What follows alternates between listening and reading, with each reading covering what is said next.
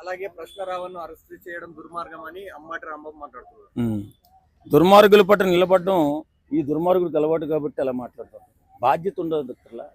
రావణ్ణి arrest చేయడం ఎంత రావణ్ణి arrest చేయడంలో రావణ్ అనకూడదు, అతను జోసెఫ్ని అరెస్ట్ చేయడంలో ఎలాంటి తప్పు లేదు. ఎందుకంటే ఆయన ఎంత పెద్ద నేరం చేశాడంటే మతాల మధ్య శిక్ష పెడుతున్నాడు, కులాల మధ్య శిక్ష పెడుతున్నాడు, తారతమ్యం లేకుండా ఇష్టాంరీతిగా మాట్లాడుతున్నాడు, ఉచ్చనీచాలు లేకుండా మాట్లాడుతున్నాడు.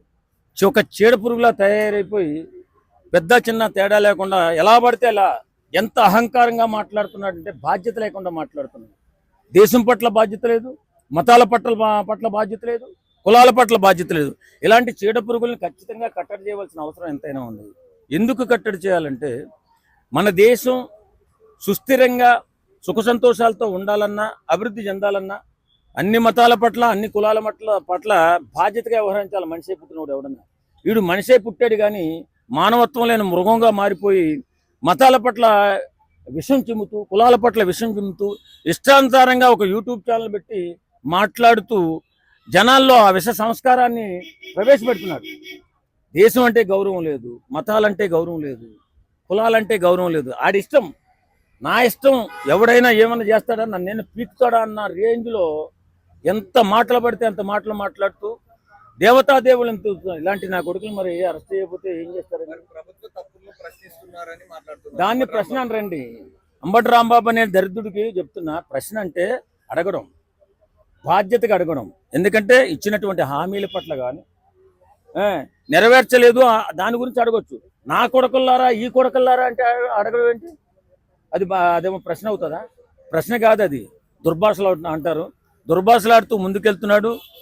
100 కోట్ల మంది మనోభావాలు దెబ్బకొడుతున్నాడు. 100 కోట్ల హిందువుల మనోభావాల మీద దెబ్బకొట్టాడు. రాముని తక్కువ చేసి మాట్లాడాడు, కృష్ణుని తక్కువ చేసి మాట్లాడాడు, హిందువులను తక్కువ చేసి మాట్లాడాడు. మళ్ళీ ఇలాంటి చీడపురుగుల్ని మరి ఏరేసే బాధ్యత ప్రభుత్వాలు తీసుకోవాలి కదా. దేశద్రోహం కేసు పెడతారని అంటే ప్రశ్న అని పేరు పెట్టుకుంటే ప్రశ్న అవుతుంది అది. నా కొడకాన్ని తిడితే ప్రశ్న అవుతుంది అది. బాధ్యత ఉండక్కర్లా. మన నమ్మకాన్ని, మన విశ్వాసాన్ని దెబ్బకొడుతున్నాడు. ప్రకాష్ రాజ్ ఒక యధవాయ, అడిగేం తెలుసు, బెస్ట్ నా కొడుకు అడుగు. ప్రకాష్ రాజ్ అంత విషపురుగు ఇంత అద్భుతమైన పేరిచ్చి ఇంత సినిమా ఇండస్ట్రీలో ఇంత గొప్పగా చూసుకుంటే వేళ దేశానికి చెడు పురుగులుగా ప్రజలు ఇండస్ట్రీ, సినిమా ఇండస్ట్రీ ప్రజలు చూసినట్టే కదా. ప్రజలు చూసినట్టే, ప్రజలు పోషించినట్లే. పవన్ కళ్యాణ్ గారు ఏం చెప్తున్నారు? నాకు ఎంత ఇచ్చినటువంటి ప్రజలకి నేను ఎంతో కొంత ఇవ్వాలని బంగారులా జీవితాన్ని వదిలిపెట్టి రాజకీయాల్లోకి వెళ్ళాడు పవన్ కళ్యాణ్ గారు. అలాగే ఒక సెలబ్రిటీ అయిన తర్వాత, ఒక నాయకుడు అయిన తర్వాత ప్రజల్ని ప్రేమగా చూసుకోవడం నేర్చుకోవాలి. ప్రజల పట్ల బాధ్యతగా ఉండాలి, ప్రేమగా ఉండాలి. వాళ్ళు ఏం చేస్తున్నారు? సెలబ్రిటీ అయిన తర్వాత మతాల పట్ల, కులాల పట్ల వివక్షగా మాట్లాడుతూ దేశం గురించి కూడా మన దేశాన్ని తక్కువ చేసి మాట్లాడుతున్నారు. మరి అలాంటి విధవలు ఉన్నప్పుడు మన దేశం ఎలా అభివృద్ధి చెందుతుంది? మనం అందరూ కలిసికట్టుగా ఉంటేనే కదా దేశాభివృద్ధి. దేశాన్ని ఇలాంటి చీడపురుగుల వల్ల దేశ ప్రగతికే గొడ్డలు పెట్టి. కాబట్టి ఇలాంటి విధవలందరినీ కూడా కట్టడి చేయాల్సిన బాధ్యత ప్రభుత్వాలు తీసుకోవాలి. ఇంతకు ముందే తీసుకోవాలి. ఇప్పటికీ ప్రభుత్వాలు కళ్ళు తెరిచేయమనిపిస్తుంది నాకు. మరి నెక్స్ట్ వైసీపీ ప్రభుత్వం వస్తే వీళ్ళకు ఏ వరకు ఒత్తాసు కలుగుతుంది? వైసీపీ ప్రభుత్వం ఎప్పుడూ వచ్చేదాని గురించి ఎందుకండి? వైసీపీ ప్రభుత్వం ఎలా వస్తుందండి? ఆయన ఏం చేశాడని వస్తుంది చెప్పండి? బాధ్యత ఉందా ఆయనకి? నిజంగా ఆయన పరిపాలనలో, జగన్మోహన్ రెడ్డి గారి పరిపాలనలో 5 సంవత్సరాల పరిపాలనలో ఓన్లీ సంక్షేమ పథకాలు ఇచ్చుకుంటూ వెళ్ళాడు కానీ అభివృద్ధి ఎక్కడన్నా చేశాడా? ఫ్యూచర్ బిడ్డల భవిష్యత్తు గురించి ఏ రోజైనా ఆలోచించాడా? ఏమన్నా ఒక ఫ్యాక్టరీలు తీసుకొచ్చాడా, లేకపోతే ఐటీ కంపెనీలు తీసుకొచ్చాడా? ఏం లేదు. అక్కడ దర్బార్లో పడుకోవడం, వచ్చినటువంటి రెవెన్యూని బటన్ నొక్కడం, పంచడం, కొంత దోచడం, కొంత పంచడం, కొంత దోచడం. ఇదే కదా చేసింది అతను. అతని పరిపాలన చేత కదండి. ఆయనకి మళ్ళీ అవకాశం ఎలా ఇస్తారు? పరిపాలన అంటే అన్ని రంగాల్ని అభివృద్ధి చేసుకుని ముందుకెళ్ళాలి నాయకుడు అనేవాడు. అంతేగాని ఇప్పుడు ఈ నాయకుడు జగన్మోహన్ రెడ్డి అనేటటువంటి నాయకుడు ఏం చేస్తున్నాడు? ఈ గంజాయి బ్యాచ్ని, ఈ దొంగల్ని, దేశానికి గొడ్డలు పెట్టిగా మారినటువంటి ఈ మతోన్మాదుల్ని ఎంటేసుకుని వాళ్ళకి సపోర్ట్ చేస్తున్నాడు. మరి అలాంటప్పుడు జగన్మోహన్ రెడ్డిని ఎలా గెలిపిస్తారు? ఏం చూసి గెలిపిస్తారు? ఆయనలో ఏ స్కిల్ ఉందని గెలిపిస్తారు? పరిపాలన అవగాహన లేదు, వ్యవస్థల పట్ల నమ్మకం లేదు. ఏది పడితే అది మాట్లాడుతూ ఉంటాడు, ఎలా పడితే ఒకసారి ఏదైనా ప్రెస్ మీట్ పెడితే ట్రోలింగ్ గురి అవుతుంటాడు. ఆయనకి బాధ్యత ఉన్న తెలివితేటలు ఉన్న వ్యక్తి అయితే 151 నుంచి 11కి ఎందుకు పడిపోతుందండి? మహా తగ్గితే ఒక 50 ఎన్నో తగ్గాల, అంతే కదా. పరిపాలనలో లోపం ఉంటాయి కాదు, పూర్తి లోపం ఉంది ఆయన దగ్గర. పరిపాలన చేతగాని మనిషిగా నిరూపించబడుకున్నాడు కాబట్టి వాళ్ళ జగన్మోహన్ పడి మళ్ళీ ఎలా వస్తాడు? ఏం చూసేస్తారు ఆయన కోట్లు?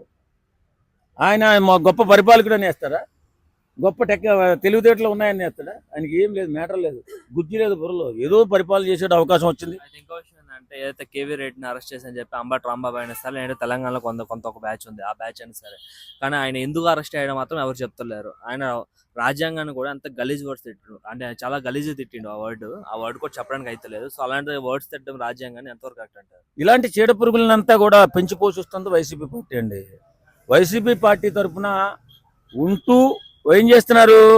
ఇష్టాన్రీతిగా వీడియోలు చూస్తూ ఒక చండాలమైనటువంటి భావజాలంతో ప్రభుత్వాన్ని విమర్శించడం, దేశాన్ని విమర్శించడం. వీళ్ళకి ఏం పని లేదు ఇక. దేశాన్ని విమర్శించడం, ప్రభుత్వాన్ని విమర్శించడం. దేశాన్ని విమర్శిస్తే మనకే నష్టం అని చెప్పి అనుకోవాలి కదా వీళ్ళు. అదేం చేయరు. ఇష్టానం, మన నోరు ఉంది కదా అని ఎంత మాట పడితే అంత మాట మాట్లాడడం, ఎలా పడితే అలా మాట్లాడడం. మాకు రాజ్యాంగం ఇచ్చిన హక్కు ఇది. వాక్ స్వాతంత్రం మనకు అందరికీ ఉంటుంది కదా. బాధ్యత ఉండక్కర్లా, కంట్రోల్ ఉండక్కర్లా మాట్లాడితే. కాబట్టి నేను ఏమంటానంటే, కేవీ రెడ్డి అయినా ఇంకో రెడ్డి అయినా బాధ్యతగా ఉండండి, బాధ్యతగా మాట్లాడండి, బాధ్యతగా ప్రశ్నించండి, అంతే తప్ప బూతులు రాకండి. బూతులు తిడితే అందరికీ వస్తాయి బూతులు, మనం తిట్టలేమండి. అయితే ఫైనల్ గా ఒక విషయం, ఏదైతే కేవీ రెడ్డి వాళ్ళ వైఫ్ అయినా సరే, లేదంటే రావణ్ వాళ్ళ వైఫ్ అయినా సరే వచ్చేయని చెప్తుంటే ఇల్లు అంటే దౌర్జన్యంగా అరెస్ట్ చేస్తారు అది ఇది అని చెప్పడం అనేది జరుగుతుంది పబ్లిక్ గా. అట్లాంటప్పుడు వాళ్ళ హస్బెండ్స్ అంటే గలీజ్ వర్డ్స్ తిడుతున్నప్పుడు వాళ్ళు ఏం చేసి ఆ టైంలో చెప్పొచ్చు కదా హస్బెండ్ కి, గలీజ్ వర్డ్స్ తిట్టొద్దని చెప్పి.